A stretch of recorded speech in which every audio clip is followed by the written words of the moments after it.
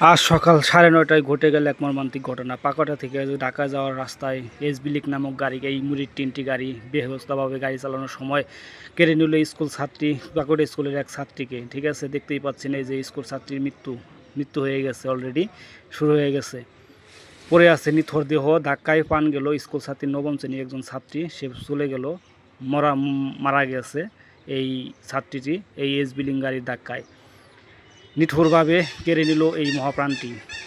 এই এসবিলিঙ্গা বাস মানুষের আরও কেড়ে নিয়েছে অনেক প্রাণ।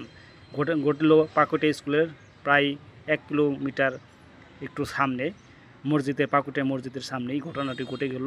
মর্মান্তিক এক ঘটনা, কেড়ে নিল এক কিশোরীর প্রাণ।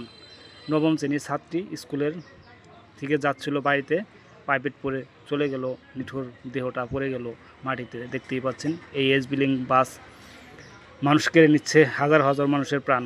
বেপরোয়াভাবে গাড়ি চালানোর সময় চলে গেল এক ছাত্রীর মরদেহ। ঘটে গেল এক মর্মান্তিক ঘটনা আজ 9:30টায় এই ঘটনাটি ঘটেছে। একদম ডেড স্পট হয়ে গেছে মেয়েটি। এই হচ্ছে অবস্থা, দেখতেই পাচ্ছেন হাজার হাজার মানুষ দর্শক জমে গেছে।